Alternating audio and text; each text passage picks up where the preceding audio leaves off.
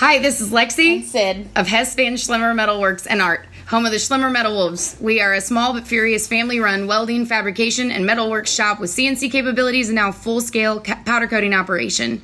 We bring unique, affordable quality art to life within the realm of practicality. Whether it's signs, sculptures, railings, shelves, furniture, or even just powder coat for your rims or your patio set, give us a look, check us out on Facebook or Instagram, or call 618-670-5724. We are Hess Van Schlemmer Metalworks. That was terrible. We tried. Hey everybody, Shane Presley here. Let me tell you about my friends at Naked Vine, located at 1624 Clarkson Road in Chesterfield, Missouri, serving up all your favorite wine, whiskey, and local craft beers.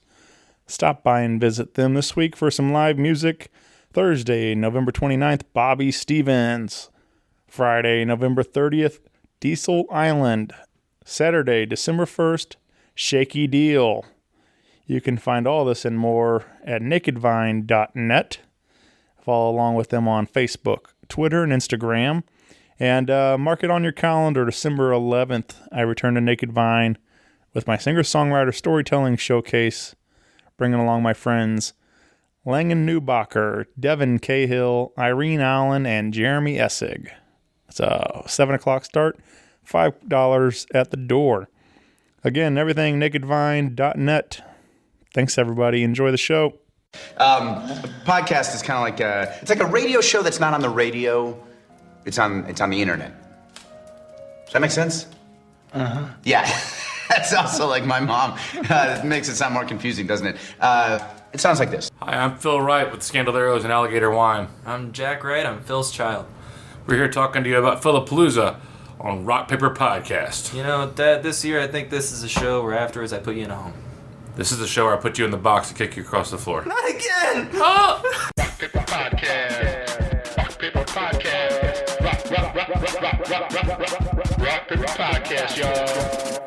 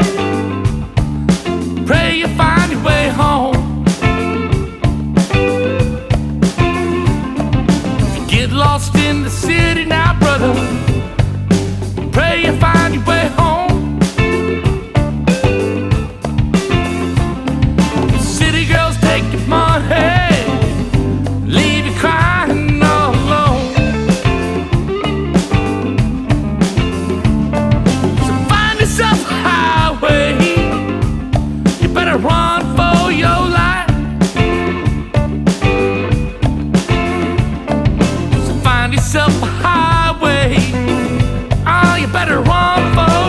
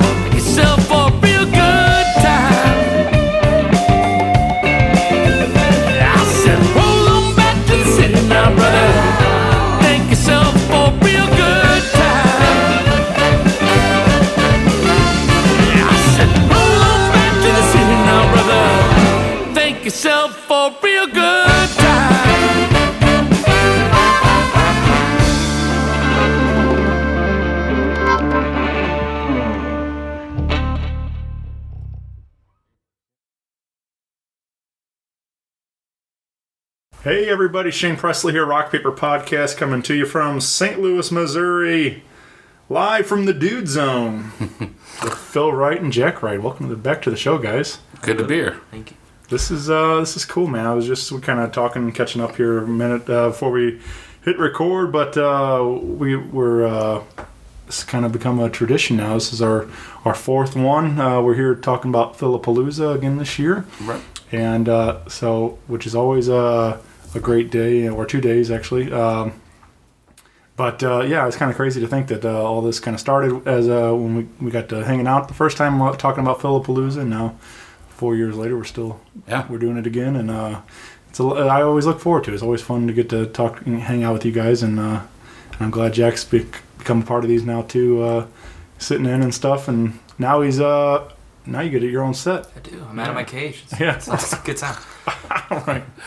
Yeah, it's funny how you mentioned the Dude Zone thing. It's funny how we took down the sign. The Dude Zone sign came down. It's once Nikki was in full tilt, it was actually something kind of nice to have not be the Dude Zone directly anymore, but it's formerly the Dude Zone. Formerly the Dude Zone. Yeah. The residence formerly known as the Dude Zone. We don't have a print sign or anything like that. We can work on one. It doesn't smell any different.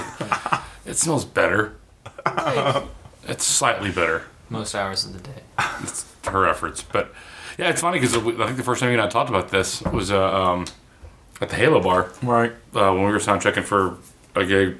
And it might have been when you and I met. I think it was. Yeah, I think we definitely did, like friendly on Facebook or whatever. Right. But yeah, that was the first time we actually got to hang, and I don't know, man, it's cool like that. I love that.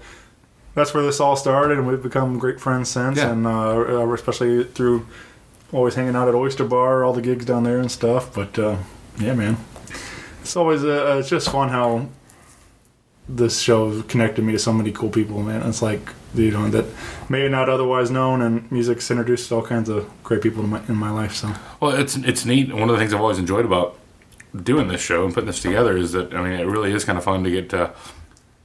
You have all these different musicians from different bands who a lot of times we're already friends, and we get to hang out on a night where not very few of us have to go do something else or leave for another gig or whatever else.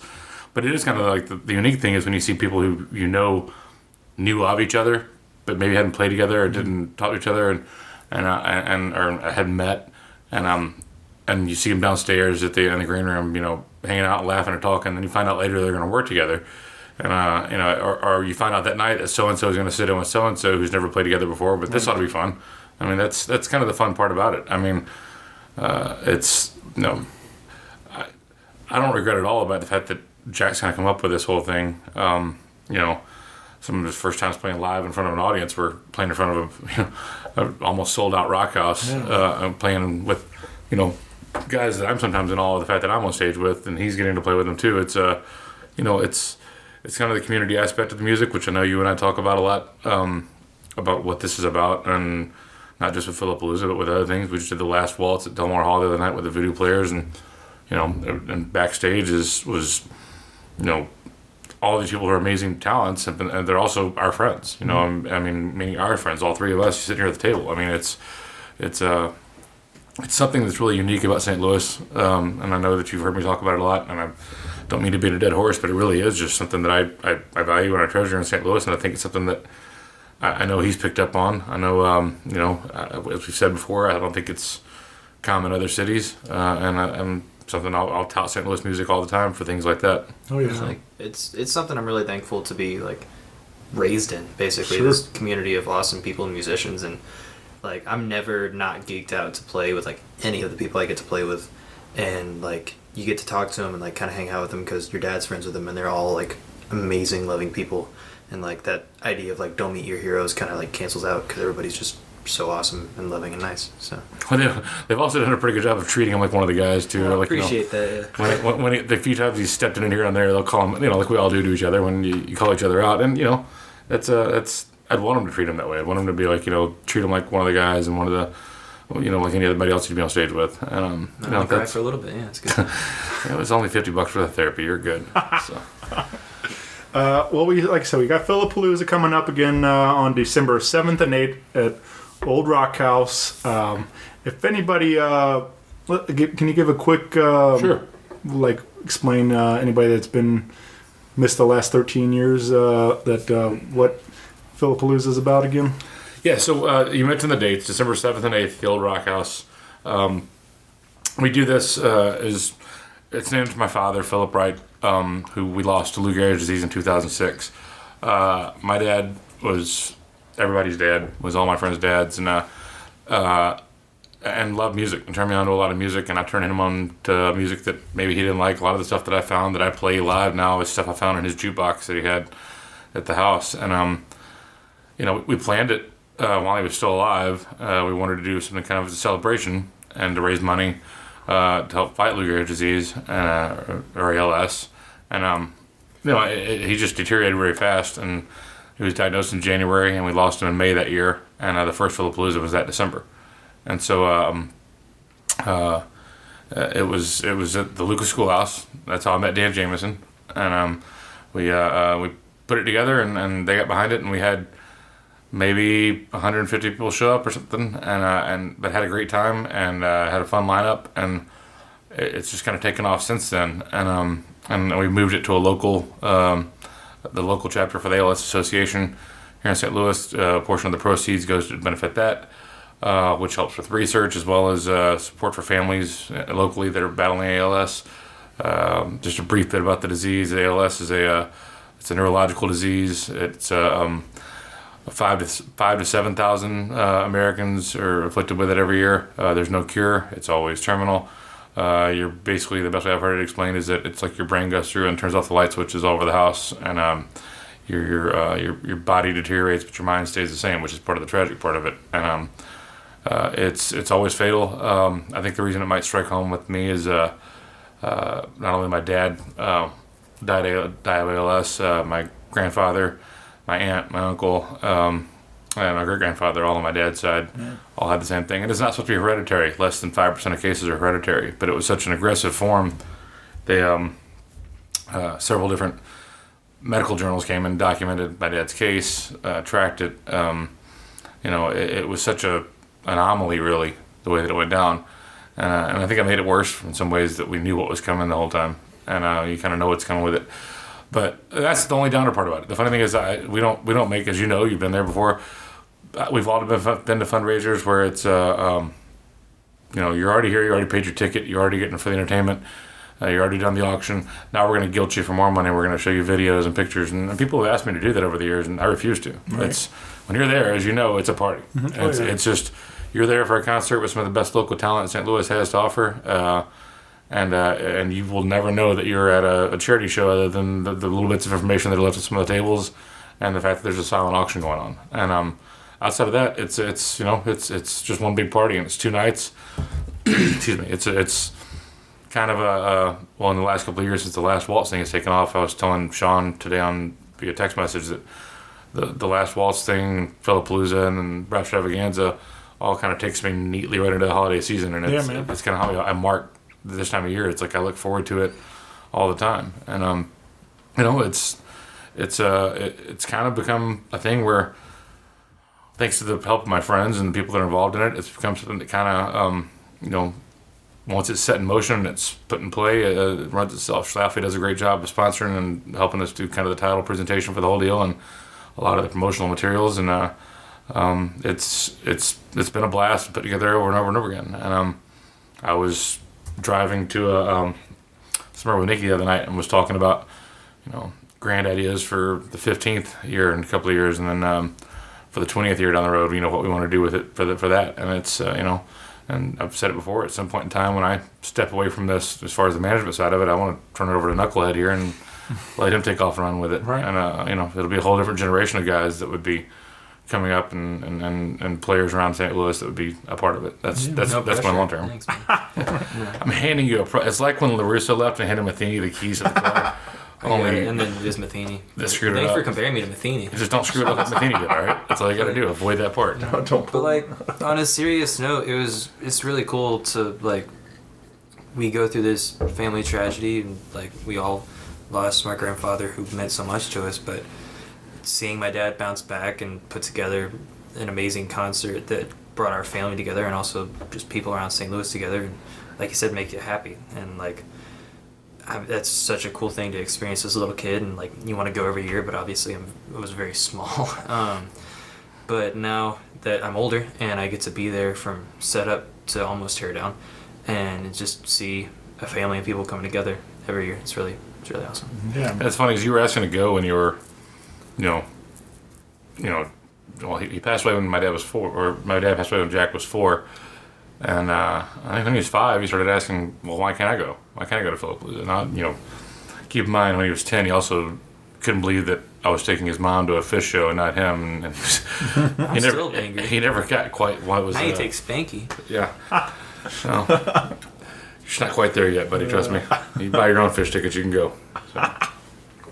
well, I gotta say, obviously, being a part of these now for, like I said, 4 years, and things, and just seeing the way you run that, this Phillip-A-Looza and everything, and it really inspired me to want to do something myself, and it's something I've been thinking about for quite a while. I started developing the birthday parties up in the summer, which Scandaleros were part of the last one this summer, but I was doing that, and then I was like, I want to do something cool for the holiday season, do some kind of charity event, and I was thinking about it, and I finally let my friend Lexi, she wanted to do something too, and so we teamed up and made it happen. So really, watching you do Phillip-A-Looza was a lot of why I wanted to develop Risks for Gifts and started doing my own thing too. So I'm not quite there to two days, but like I said, it's cool that.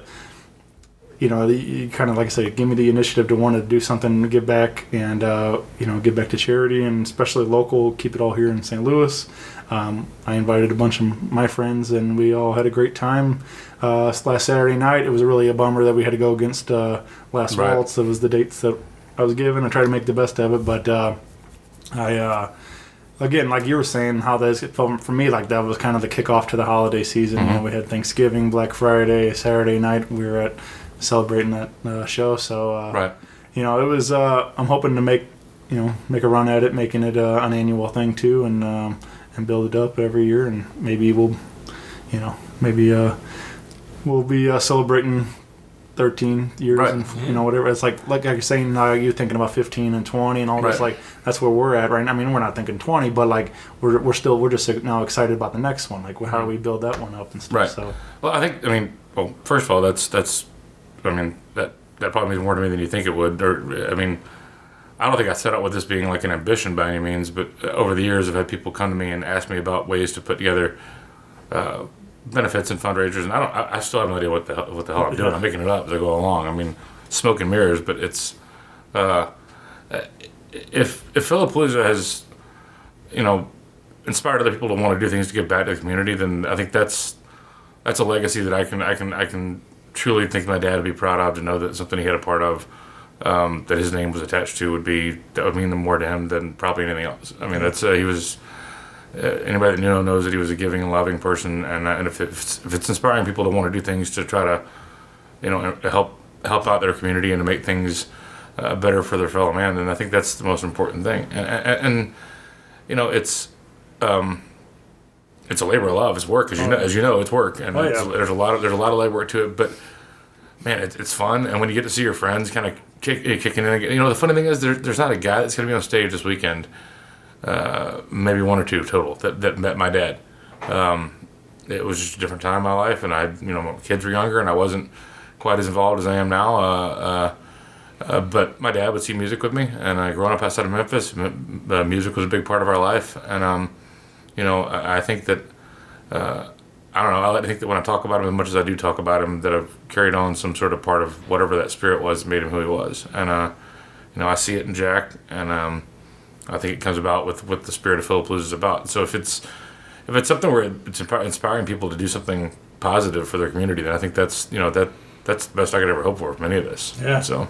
Yeah, man. Like I said, I had no idea really, like especially at this level, at this scale, doing something and that. This is my first time diving into anything, and charity related, and especially, but putting on a concert of that scale and it's definitely a ton of work. But when you get the end result, like I said, we raised a bunch of money and filled like all these 4 massive boxes of toys, and that's awesome. Everybody was smiling, having a great time, and it was nice to put all the work in before, and then that day of I could just kind of hang out and party and just enjoy it, because everybody was saying different things about hosting or whatever, and I was like, I got my friends to handle everything else. Like I'm just gonna I'm just gonna party now. So yeah, but and that's what, like I said, that's exactly what Phillip-A-Looza is about too. Is a party that day, and I know it's a ton of work behind the scenes, but making it all run. But the day of, everybody wants it. It's just a bunch of buddies hanging out. And, it is. And it's great music all day long. And it's funny how many things I still after all the years doing it, I still sometimes forget this part or that part or what things get taken care of. And it's funny how at this point, because so many people, family and friends, and from guys and the bands I play with to guys like Josh Watler or Adam Hansen, or guys that have helped me out with this for so long that are truly an integral part of it. My buddy Rob Fazel with the Cardinals, they're right there behind me doing things, just getting taken care of at this point without me even having to say, oh, you know what I forgot, or what we should have done, what about this, what about that, or I'll forget to pick something up and somebody from Schlafly shows up and they're like, hey, you didn't pick this up, we're dropping it off for you. And it's amazing how that really speaks to the community we have around us. So, and the people that I'm fortunate, and you're fortunate enough to call us friends. Yeah, when I called on some favors to put this together, and everybody stepped up and delivered, that was huge, and it meant a lot to me, and to be surrounded by that many great people that want to be a part of it and help and stuff. So yeah, for sure, man. Well, let's talk about some of these people. We have another stacked 2 days of music. You want to rattle some names off here? Yeah, it's so it is 2 nights, Friday night and Saturday night. And what was the first year you played? How many years ago was it? The first year you played at Phillip-A-Looza? Was it? I think 3. 3 years ago? 4 years ago? 3 or 4. Was that always 4 years ago? It was always with the Phil Wright and Friends set, wasn't it? Though. Yeah, it was 4 years ago. It was the year we did the Halo Bar. Yeah. It was the same year we did that, because it was November. We had it in December that year. I still remember opening up with Loving Cup, and Brian made me you're playing the opening, and I was like, oh man, better not mess this up, because that was my first time on stage that big, only me. It's cool, got it. It was funny because he comes on stage, and I might have told this story last year and the year before that too. I don't care, I'm telling it again.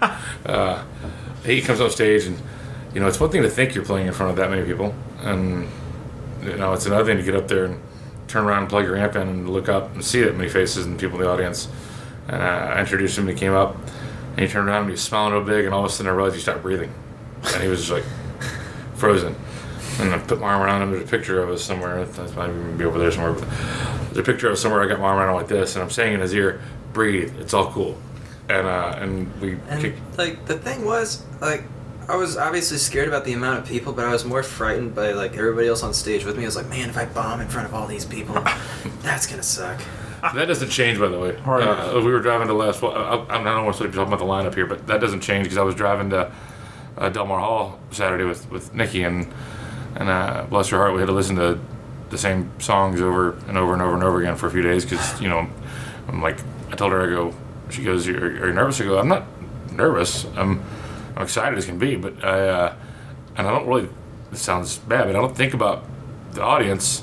I think about the fact that all my friends are on stage with me, and if there's somebody I don't want to mess up in front of, it's those guys. Right. And I don't know what Sean puts into that show. I don't want to let anybody down. So you're more worried about, I think for a lot of players anyway, especially for the guys we're lucky enough to get to play with, I think we're more worried about, living up to what we want to do, and to contribute to the show with our friends, and especially at my age, because more thankfully I have a dad in the scene, and I get a lot of opportunities because of him, and I don't want to just be there because my dad's there, and I'm another 17-year-old with guitar. I actually want to be like, hey, I can do this on my own, dude.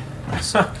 Well, speaking of doing it on your own, so Jack is going to play Friday night and Saturday night both. I'll go through the lineups for both nights. Friday night, Jack and Sam Avery, another very talented guitarist here in town, younger guy, who I think you met Sam backstage at Toko Festival, Toko, right? That was really cool.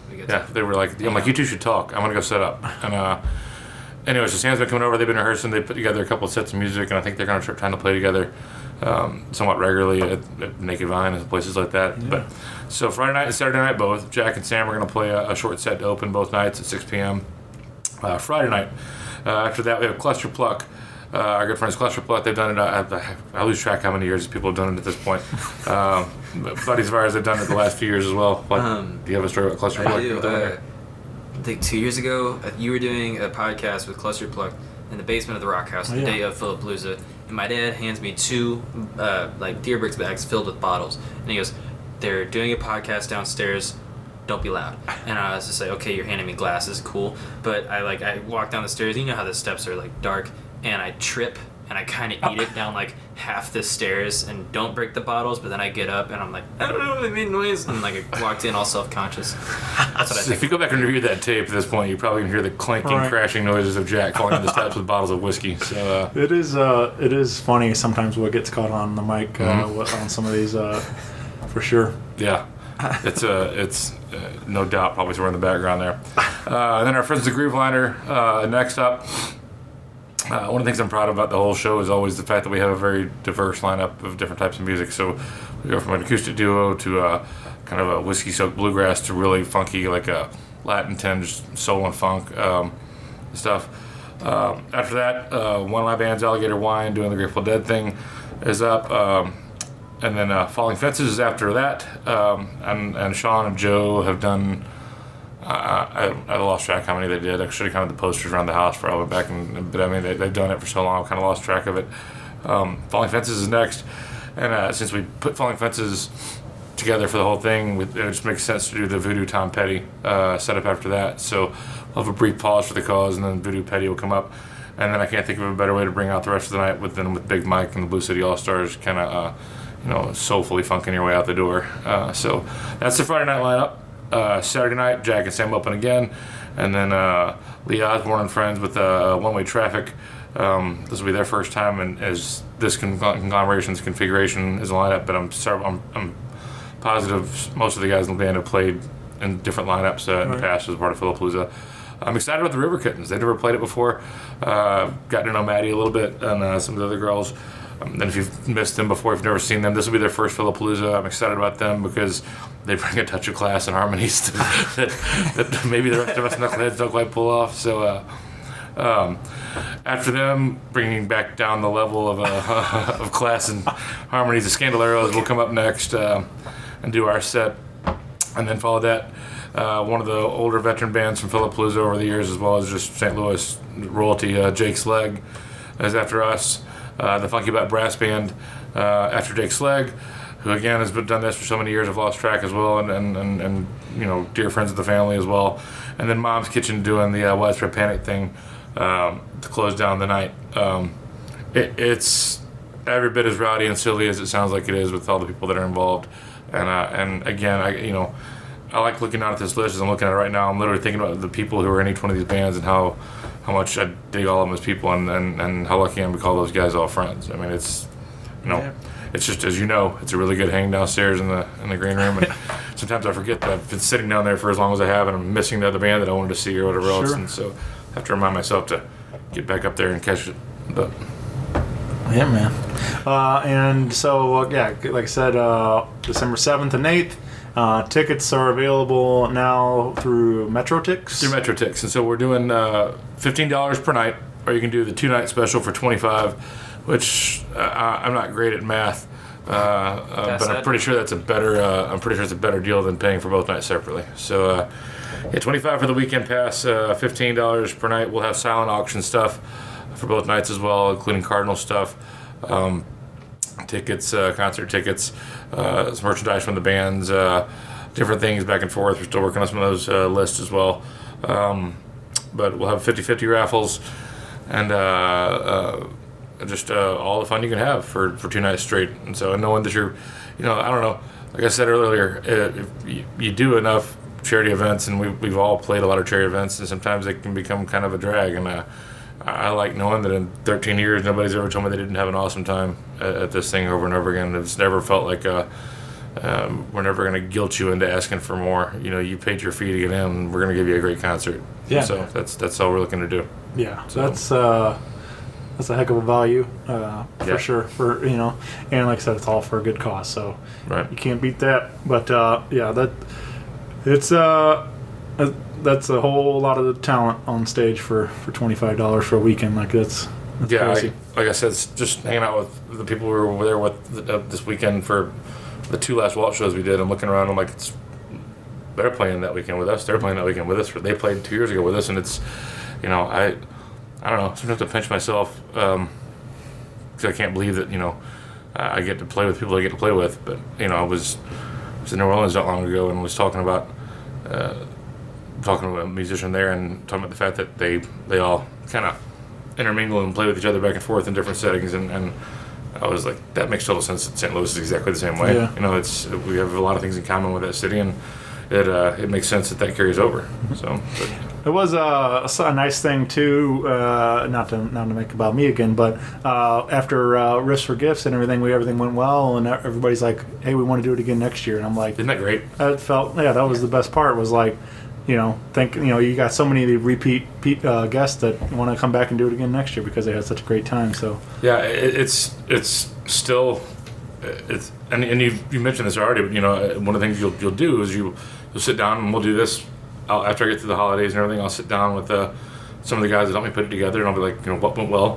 What do we need to do differently next year? Right. And there's not a lot that we need to tweak back and forth. There's always this idea of that, and then I'll send out a thank you to all the bands, thanking them all for playing, and ask them if they have any input. And it's funny, the first time I think I started doing it through Facebook Messenger a few years back, and I sent them the guys from Jake's Leg, and I said, can I count on you guys for next year?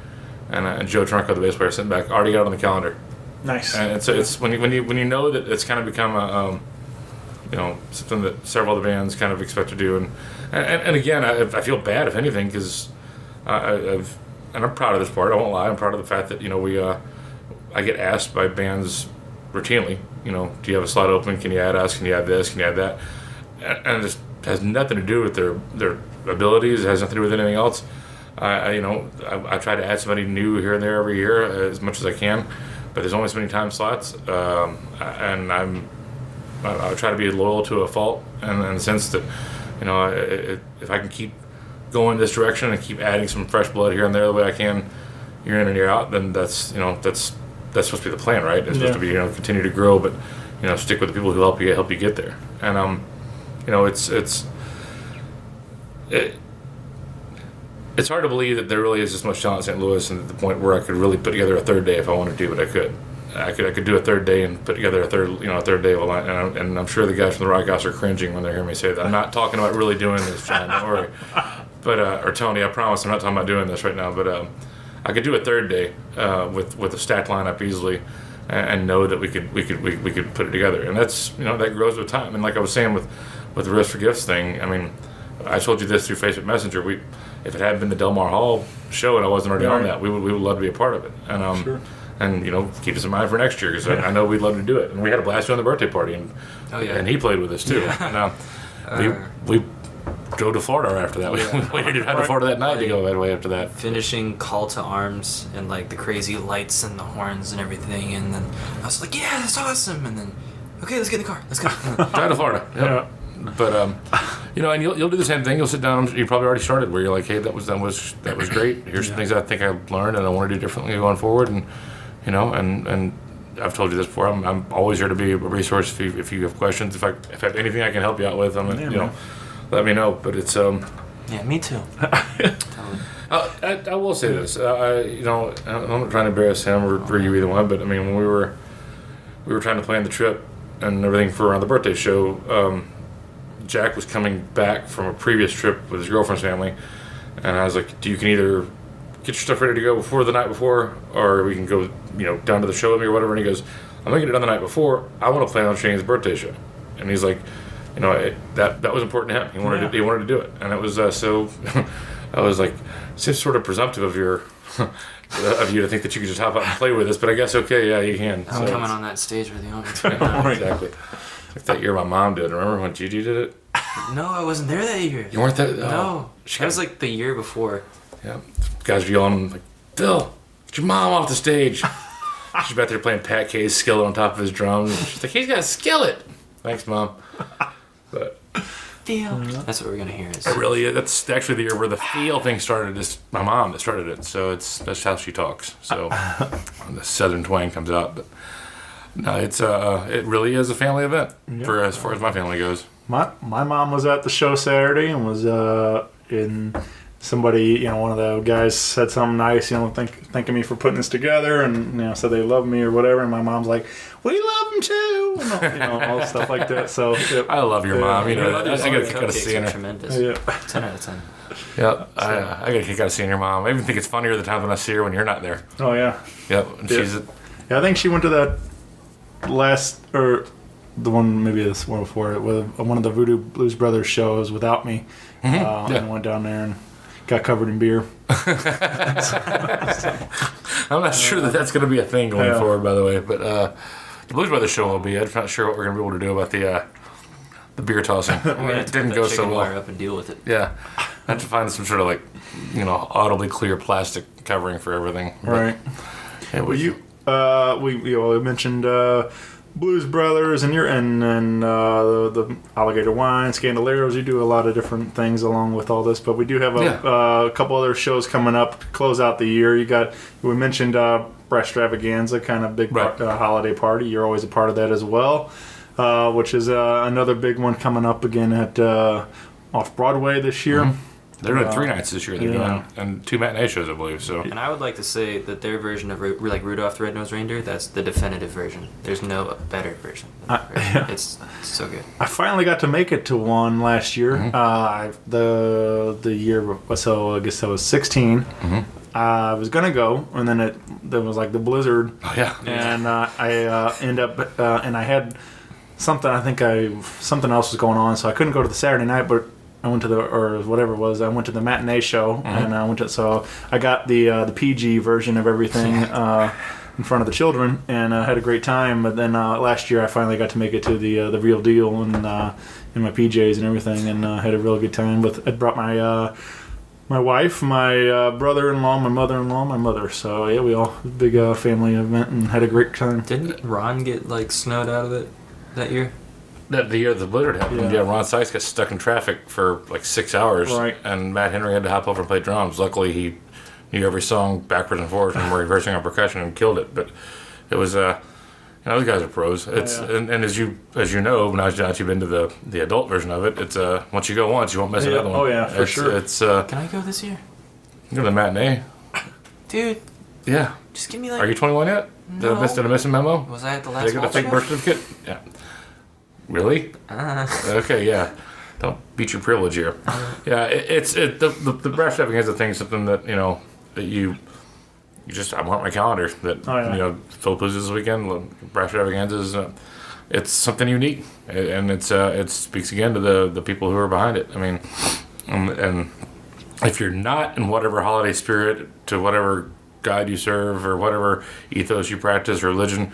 If you're not in whatever festive spirit you should be in at that time of year, you will be when you leave there. Mm-hmm. It's you can't walk out of there not just happy as can be. And, your friends might think you're weird because you're freaking singing Frosty the Snowman will work it Monday, but you're coming from a different place in there with it. So it's one of the most fun things I get to do every year. And the first time I did it, it was Adam Hookie just asked me on a lark actually at Phillip-A-Looza, hey man, if you're not doing anything next Saturday night, come down and sit in with us on a couple of tunes. And I knew what it was, but I hadn't been. I'd always had shows the same nights, and it was a stop by there. I was out to dinner with somebody, and I stopped by and was going to drop off something, and then popped up and wound up playing 2 or 3 songs, and really regretted not wearing my Christmas pajamas that year. And the next year, I was on the bill, and I was listed, and been back ever since. So yeah, I'm doing it again this year. What's this? It's like 10 for them, isn't it? I think so. Yeah. Something like that. I'm trying to look to see if there's a. No, there's not enough on the poster over there, but some along those lines, maybe 11. Yeah, they've been doing it for a long time. It just continues to grow and grow and grow. Even that year with the snow, I think the room was over half full at Off Broadway. I mean, it was people who, My English teacher was there. Yeah, it's funny.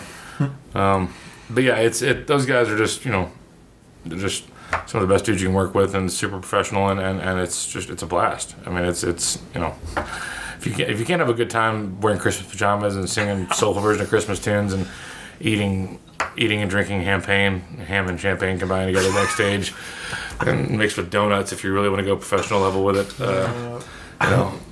People telling stories about. I'll leave those out. But Green Room stories about off Broadway. It's there's just I don't know. It's truly a magical time of year. Yeah. So, but yeah, we've got some other dates coming up to round out the year. I've got I'll just run through this really quick. This Saturday, assuming this is airing this week, this Saturday night, the Scandaleros are at the Stagger Inn in Edwardsville, Illinois. The Stagger Inn again. Let's see, the 13th, so Phillip-A-Looza is the next weekend, the 7th and 8th. The 13th, that Thursday night, Carson and I are back at our favorite little bar in West County, our favorite city bar in West County. We're doing the Naked Vine for a duo set, Carson, Man, and I. The 14th, Alligator Wine is at the Stagger Inn, doing the Grateful Dead thing, over in Edwardsville again. The 15th, the 15th, the Scandaleros are at Venice Cafe. I'll be starting the night with Funky Butt doing the Breast Extravaganza thing, and then ducking back over for the last part of the night with the Scandaleros. The 16th, we have a personal surprise thing I'm not supposed to talk about, but it'll make news sooner or later. And then the 22nd, the Scandaleros are back at the Naked Vine, and then I'll be out of town for the holidays after that, and probably for New Year's too. So, and then we'll be announcing our 2019 dates for both bands probably in the next couple of weeks. But I know that. I know we've been doing some writing too with the Scandaleros and trying to get started on the next record. And yeah, man, I was just jamming on the way up. I figured what better way to get in the mood. So I was jamming on the record and singing along. It was so good. Love that record. So we've been really happy with it. It was kind of funny the other night at the Naked Vine. There were people who've come out to see us play there so many times, and it was kind of one of those nights where it's such a it's a well-lit room, and you can see people's faces. And I looked up a couple of different times and realized people were singing along to original tunes, and that's a cool feeling. Yeah. When you look up and realize people are actually singing along to your songs. Or when we stopped in for a drink a couple weeks back and walked in, and they've got it playing over the house PA when you walk in the door, and that's a good feeling. That's pretty cool. Yeah, Brian's definitely a big cheerleader for you guys. He's always playing it over there. Well, we're big cheerleaders about him and his place too. Yeah. I mean, it's a love relationship for sure. It's it was fun. I went to see the K Brothers at the Bootleg, and as soon as their set was over, I heard City Girls come on over the speaker, so that was cool. Yeah, that's even cooler because we had to pass. We talked about doing the opening slot for those guys. We're friends with Pat and those guys going way back, and we was just talking about that gig with Pat at Delmore Hall the other night, and we had a gig that night as well, and I would have liked to have made it over for those guys. They're fun. They're so fun, right? So good, yeah. That was my first time actually getting to see them live. I've been listening to their record, and which I absolutely love also, and but I finally got to catch a live show. It was I think they. I don't know. Every time there's always something else going. That's always the problem. But yeah, I finally got to make it, and I'm so glad I did because we had a time of our life. Nothing beats some good old Missouri stomp grass. Yeah, and Pat's about as authentic Missouri stomp grass as you can get too. Right. So. Yeah, and just great guys. The whole group. And they had that particular night. I think they might be doing a lot more of it, but they did the family band. They brought in the Bernie Sisters and those girls are amazing. Oh yeah, but seeing Jake and Olivia both on the side of the stage doing dual high kicks. It was so much fun. He couldn't help but smile and laugh and have a good time with them. And then now Emma, she's on violin or fiddle or whatever, and I think she's been playing for 4 months or something. They said, yeah, that's what I heard. And she's unreal. You would never guess that. Wasn't she working with Molly Healy? Yeah. Yeah, Molly. Yeah, right. That explains a lot. Molly saw it. But it was just Pat was kind of I don't know. I guess I'm sure it's okay to share the story, but Pat was saying they said something about they could use fiddle player, and she's like, okay. And I went and like practiced, and she's like, okay, I'm ready to play in the band. And Pat's like, no, you're not. Like, you know, it takes years. And he's like, well, she's like, come over and watch me play. And he's like, you know, she's killing it. And like, I don't know, it's those two girls. They're so talented, and big things are going to happen for them for sure. Yeah, they got a big future ahead of them. It's funny you mentioned about her with the fiddle though, because after we finished sound check Saturday night, Donnie Carter bluesman was talking to me outside about that show, and he said the show was great, but then he launched right into her playing fiddle and about how amazing she was and how much she's learned in such a short time and how she really was what, you know, caught his attention. He's like, you know, he's seen him several times. And he's like, great show, it was fantastic. He's like, but I mean, just the strides she's made and the stuff that she's, and I had no idea. I saw him this summer at Barnout, and I haven't seen her do that yet. Right. So I've been looking forward to catching them. Again, it's always hard to kind of catch everybody you want to see in town. Oh, yeah. But are you laughing because you're thinking about Donnie talking to my mom the other night? It was pretty great. And then the handshake with Bryce, he's like, are you a fan of cool handshakes? And like went right into it. And my friend Bryce, who's my age, is just like holding on for dear life. It's pretty epic. Majestic to watch. Donnie's from Arkansas. My mom's from Arkansas, and you know Donnie, our buddy, and who might be the hardest working man out of everybody we know in town as far as on the scene at the show goes. Donnie's constantly hustling, and he was hustling, setting up the merchandise stuff the other night, and I introduced him to my Southern Baptist, super conservative mom, and just sat back and bashed in the glory of that conversation for 5 minutes, and watching both of them try to hold on for dear life was funny. It was great, though. It lived up to everything that I thought it could be. And I think I actually said out loud, I'm like, this is great. This is so great. This is everything I thought it could be. And it was a good time. But yeah, we could sit here and riff on goofy stories about all of our friends. Yep.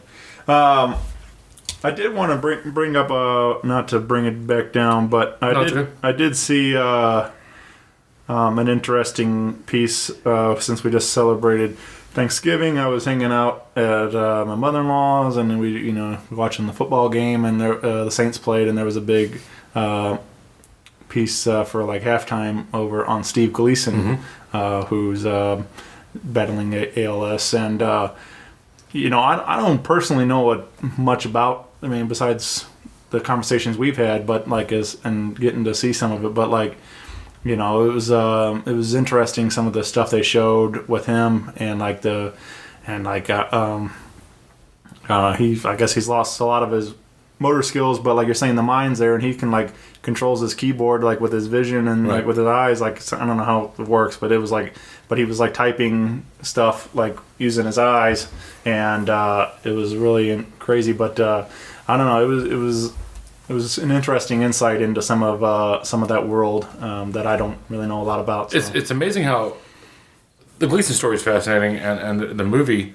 There was a documentary that was made about him, and I admit I tried to watch it year before last. I guess when it came out on demand, I tried to watch it, and it was a little too rough. Yeah. A little too hard for me to watch. It was because it's not something you run into every day, and sometimes if you could run into somebody who has ALS and not have any idea, or you could see them and think they have any number of other ailments.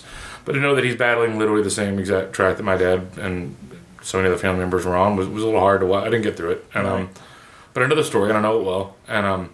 And sadly, it's not a disease like cancer, and I'm not taking anything away from any other ailment, but cancer gets a lot of attention because so many more people are afflicted with it.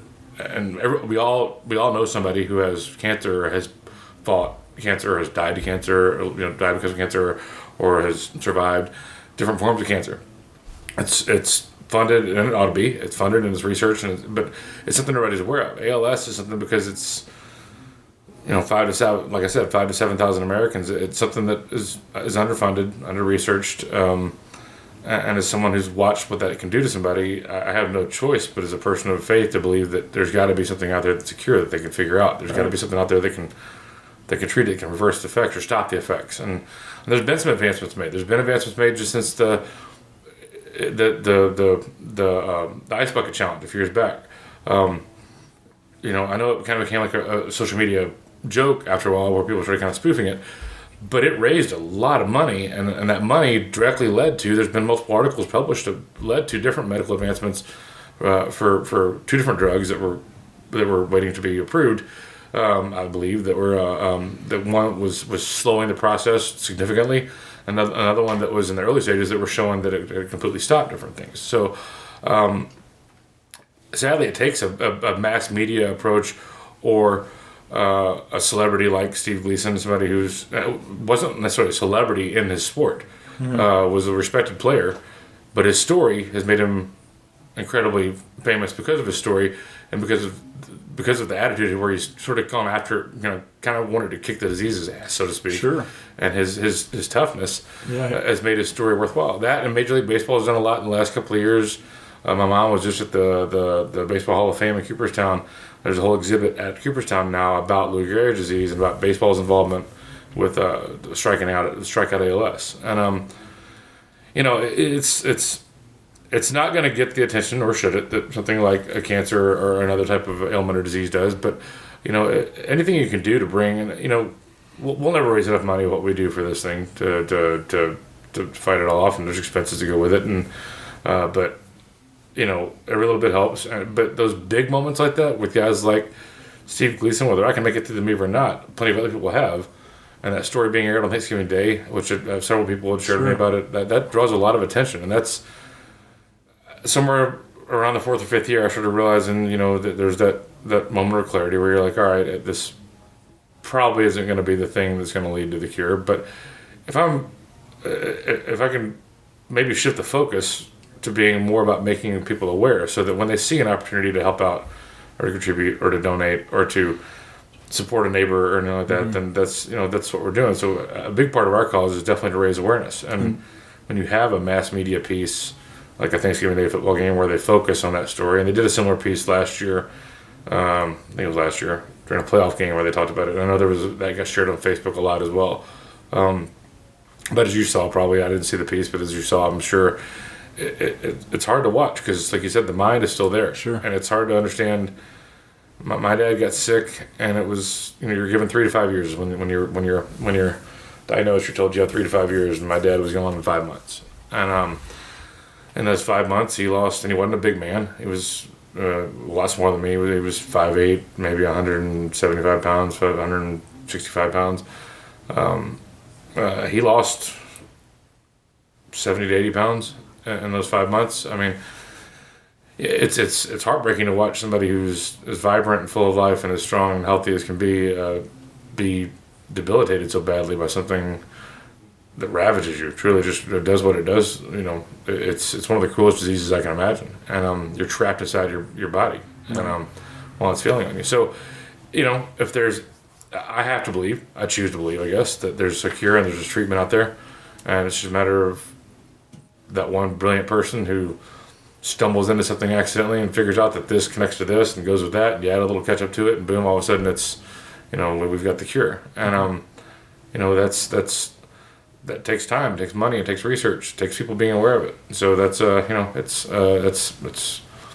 something that obviously means a lot to me and my family, and it's a cause that I think is worth noting, and I think it's great that we've seen as much media attention be focused on it in the last couple of years. And if dumping a bucket of ice over your head and making a funny video out of it makes attention and people want to donate money, and I got tagged in a lot of those videos, by the way. A whole lot of those videos, didn't we? Both got tagged in a lot of those, and gladly pushed it out. So anything to keep the conversation going. I think that's keep people thinking about it, talking about it, and doing something about it. And so man. Yeah, it's one of those things where and it leads to questions and conversations too, where people that, similar to what you just said, people that know that I was associated with this would say, I saw this video about this guy, the player that was drafted by the Red Sox, the college player from Boston College, wasn't it? They did a big piece on him at Fenway Park that was kind of got a lot of national attention. He was the reason they started the Ice Bucket Challenge, was his family. When those stories and those videos started airing, people started asking me, and it gave me an opportunity to tell you kind of firsthand, right? This is what it's like. It's terrible. It's horrible. And here's what I know about it. And here's how close they are to having a treatment or whatever. And so if it makes people, even if it's just seeing me somewhere, connect that to it and makes them aware of it, then then it's doing its part. Right. And so it's this is probably honestly the most I've talked about ALS ever doing this whole thing with it, which I don't mind doing. It's I just always try to be very careful about not making it be make the concert feel like a down, and it's not. But I do think it's important that we talk about what the disease is, and I got no problem doing that every time. And it's when you watch somebody you love go through it, it becomes something you can't ever forget, and it becomes something you can't ever shake off. And in certain ways, it just messes you up for the rest of your life.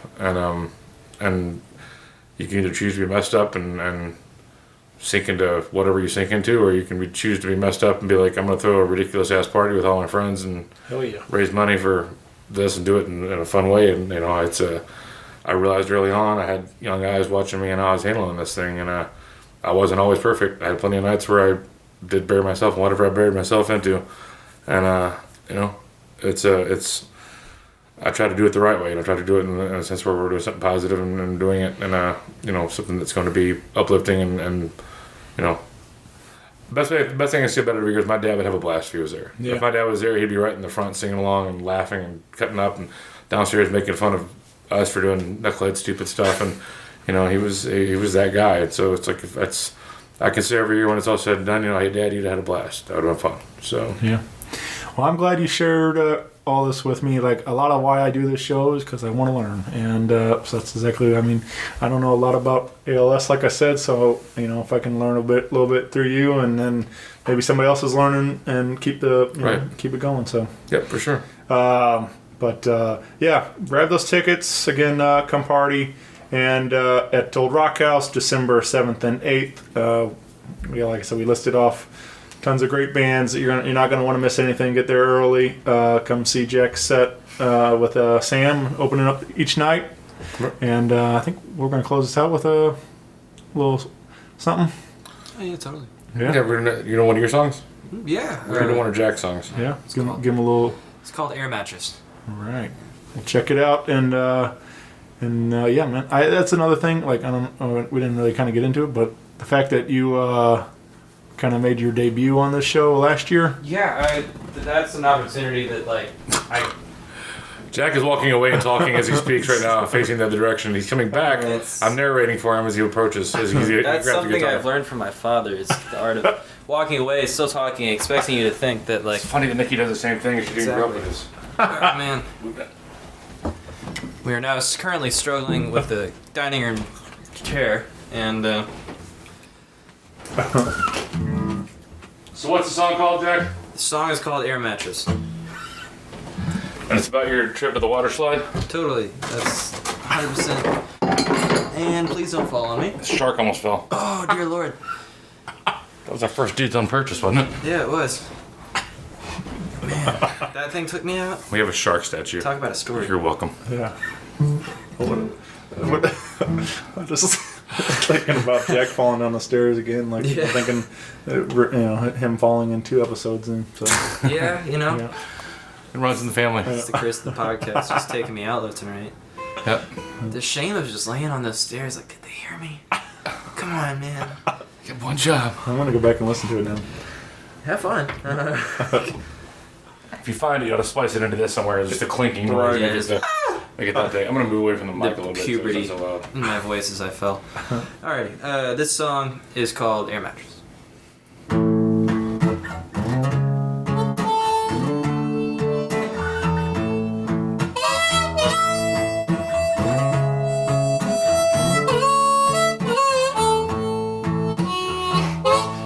This old air mattress smells like weed, and it's just trying to find out just what I need.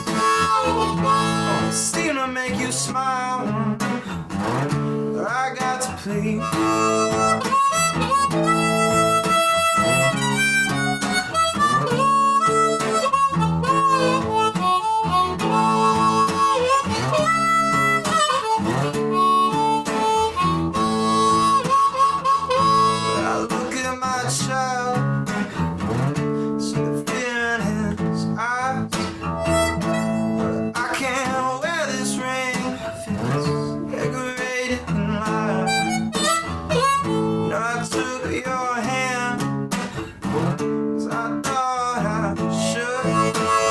Been working so many years, baby, they don't mean no good.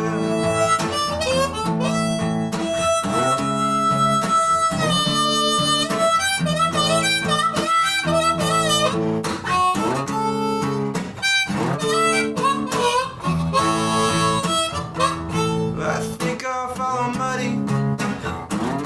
Give me a mojo hand. I'm in a pretty little woman, one I can stand. On the different eyes, don't give me no looks. Girl who gives just as much as she takes.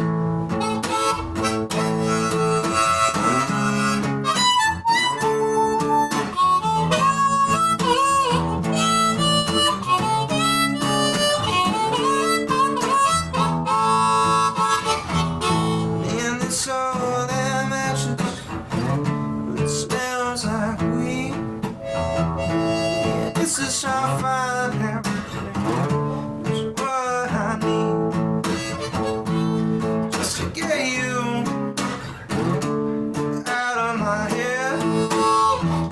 But if I can't do that, baby, it's no mattress, carry me there.